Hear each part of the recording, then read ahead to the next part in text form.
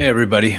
So, in the current escalation that we're seeing between the United States and Iran, one interesting aspect of it that I've been kind of thinking a lot about, following very closely, I mentioned it in a couple of earlier videos that I wanted to explore it more, is why Iran is specifically attacking the countries it's attacking. So, on the first day of this escalation, they were attacking Bahrain and Kuwait.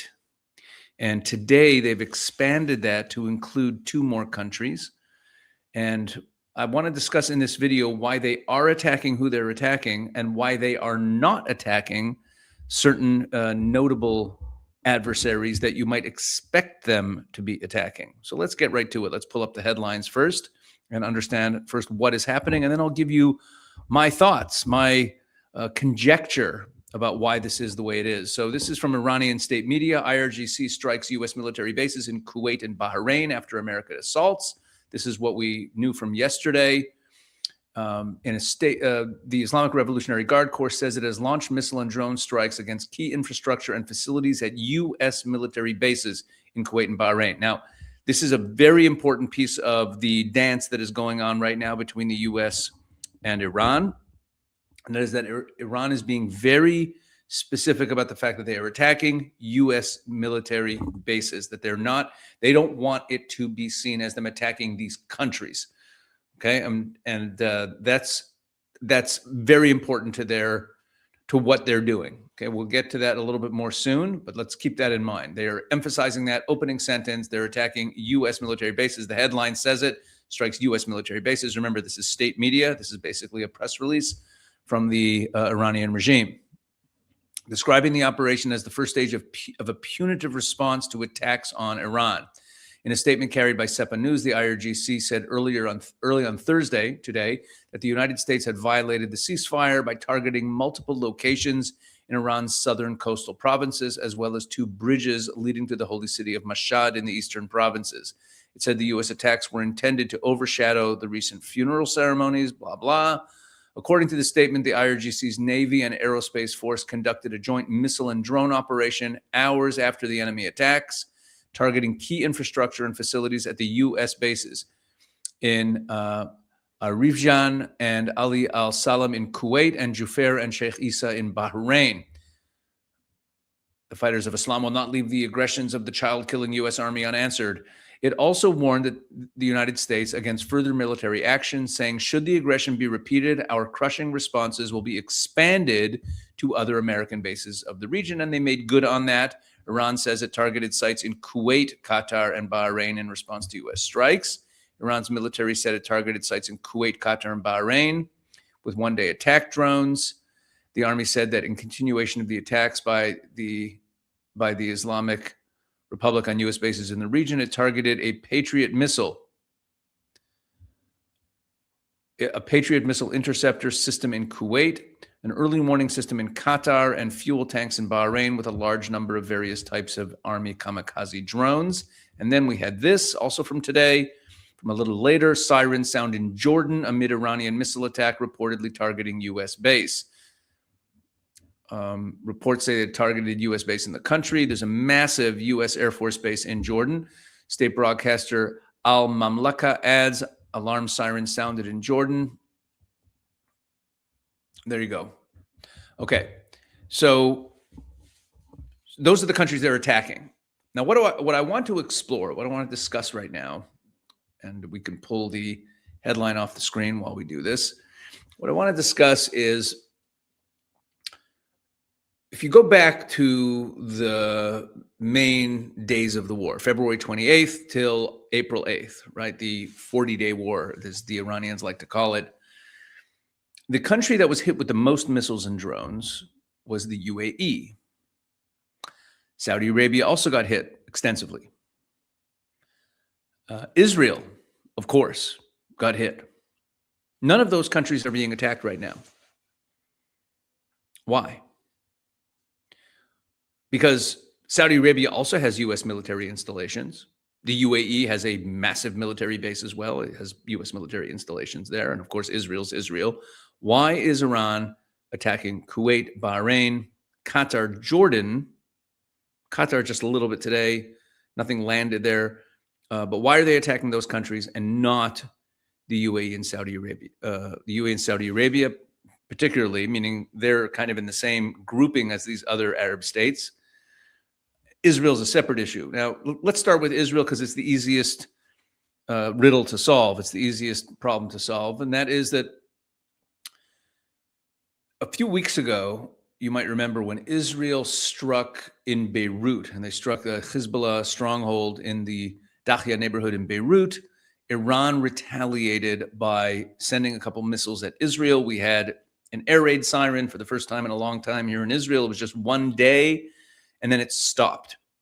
Israel retaliated by hitting petrochemical facilities and apparently caused massive damage to them, meaning they weren't timid the way the U.S. is, taking out a few radar installations and a few missile sites around the Strait of Hormuz, stuff like that. What the Americans have been doing in this tit for tat that's been going on for like a month between the U.S. and Iran. Iran strikes some boats in the Strait of Hormuz. America takes out a drone facility or an air defense installation, something like that.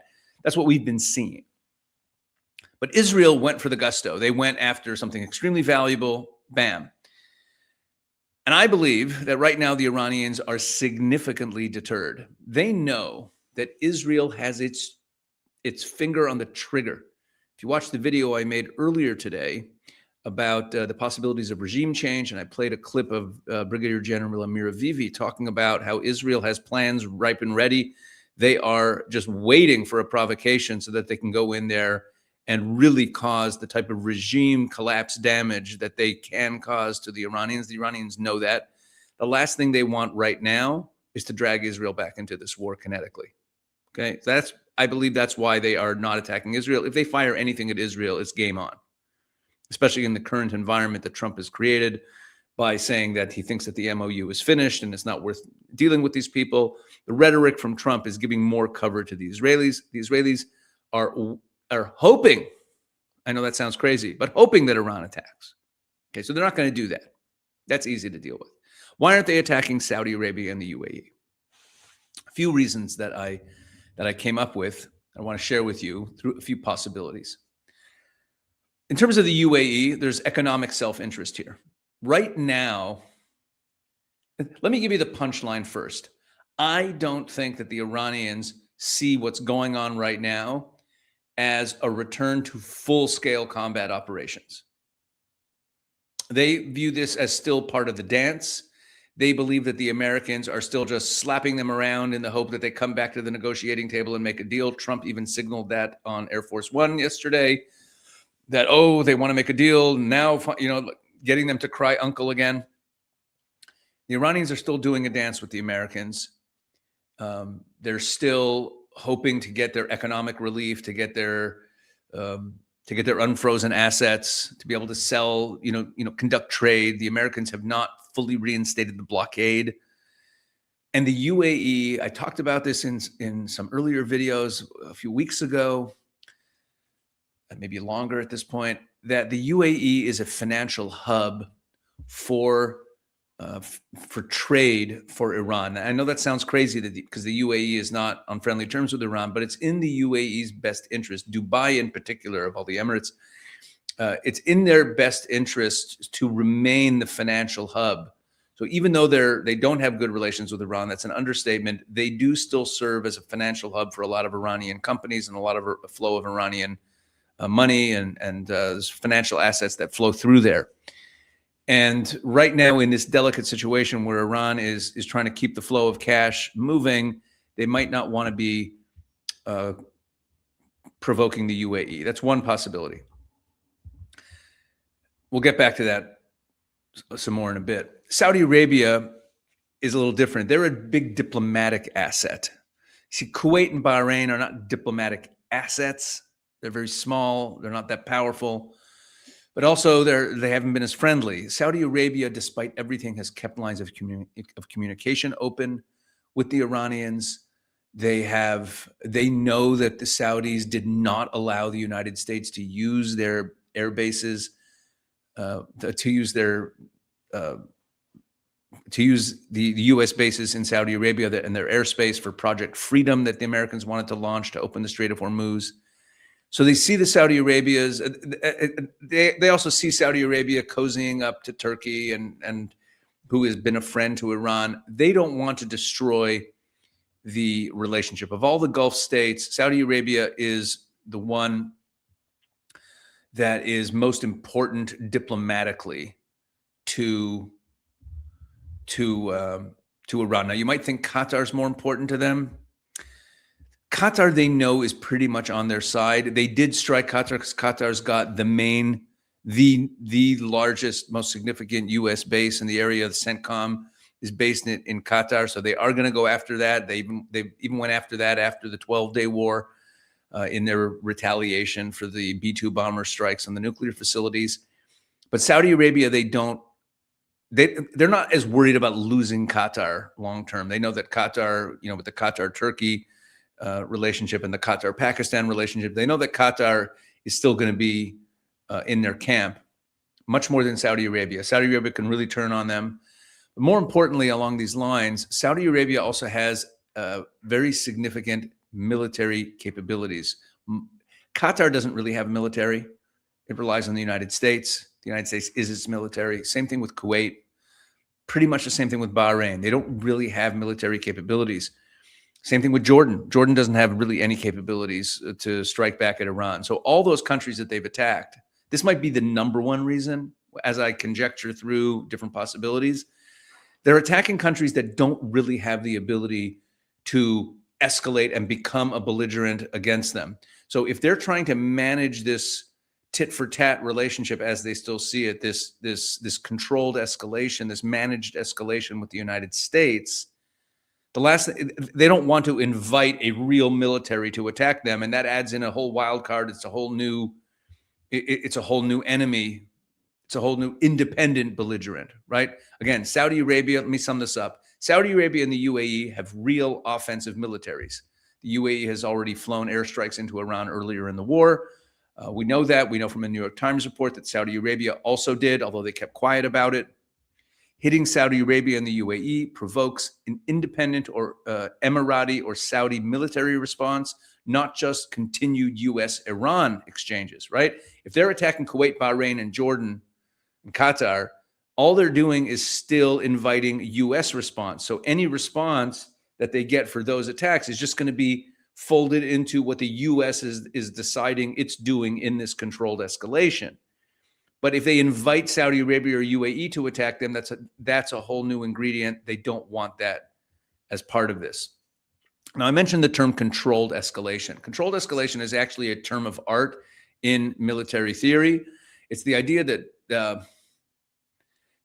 just to sum it up here, that both sides, the U.S. and Iran, are actually choosing targets and intensity levels and stated reasons for what they're doing that signal restraint and predictability rather than genuinely trying to destroy the enemy, like win the war or inflict maximum damage. Let me explain that a little bit more. I mentioned that the United States has been hitting sites that are around the Strait of Hormuz, installations around there. That's what they're doing.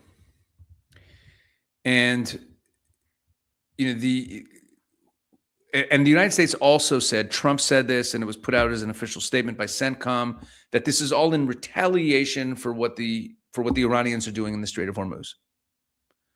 Now, if Trump really means that the MOU is dead, forget the ceasefire, we're going back to war, we're rolling up our sleeves, and we're going for the gusto, we're going to bring down, we're going to finish the job, as Trump keeps saying, then you don't call it a retaliation for what they're doing in the Strait of Hormuz. You just say, we're back at war and we're going after you, and it's not all about the Strait of Hormuz.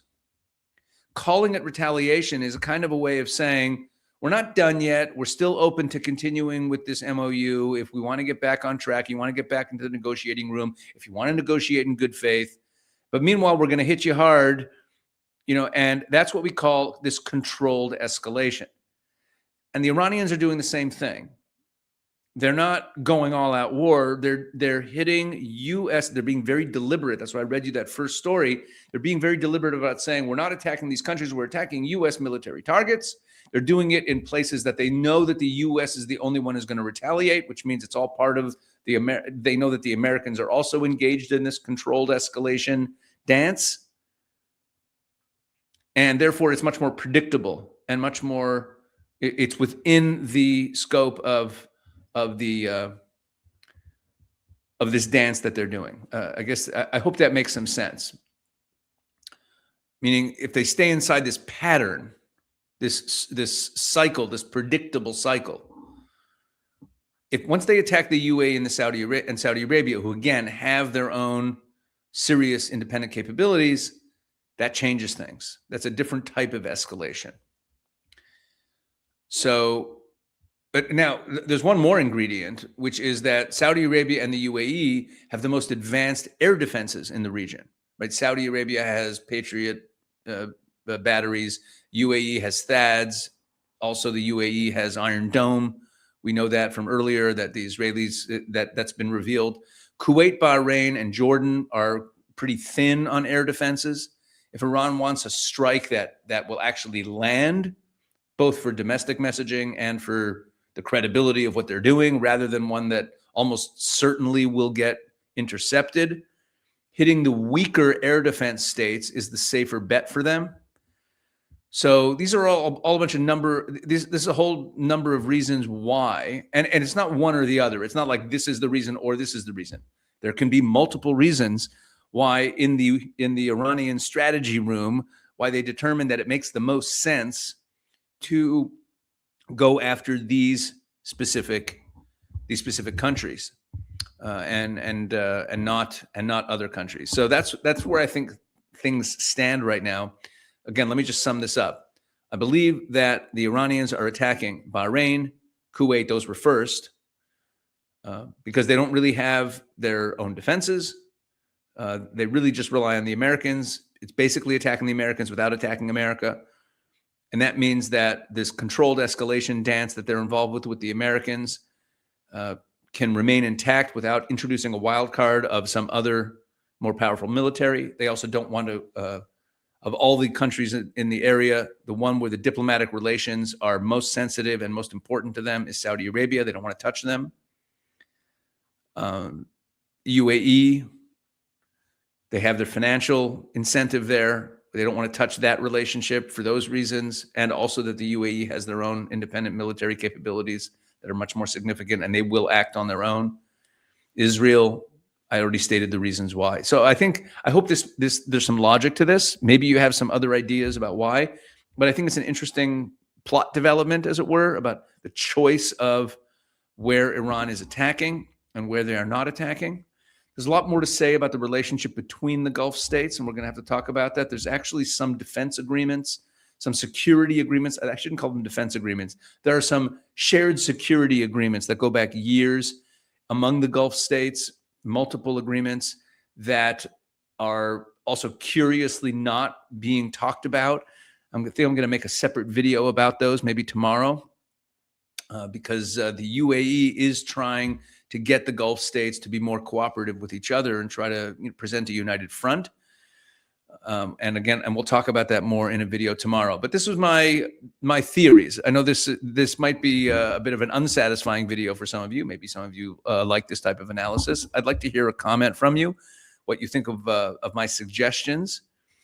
There could be some holes in my logic, and I'm more than happy to hear them. When Trump said the MOU is done and we're going to start hitting them hard, here in Israel, a lot of people were like, oh my gosh, are we going to have to start going to bomb shelters again? Is the war back on? And because of, I guess, what I do, a number of people have approached me in the last day or two saying, hey, is Iran going to attack us? And I've always said, listen, every time you make a prediction, you risk being wrong. But my gut feeling is no. During this round of things, Iran is going to do everything to avoid pulling Israel back into this war. Now, to save face, at some point they might have to attack Israel, and they've done suicidal things in the past because of face-saving measures. I should also point out that the Houthis, the militias in Iraq, and Hezbollah have been silent. And that could be for a variety of reasons. One of them is, if you've been watching the videos I've been putting out about these situations over the last week or so, we realize that the Houthis are on their back foot because of what the Saudis are doing with their coalition down there, and the Israelis setting up shop in Somaliland. And there's a lot of pressure on the Houthis that didn't exist even a month ago. Iraq, I did a video about Iraq the other day about what's going on there, where the Iraqi militias are also being pressured internally, and same thing with Hezbollah. If any of them act up, there is much more both diplomatic cover and capabilities around to deal with them very harshly, and they're very interestingly and notably quiet right now. So we'll keep an eye on all of this, and I'll keep updating you in the hours and days ahead. I'll be back with you tomorrow. Have a good day, guys. God bless.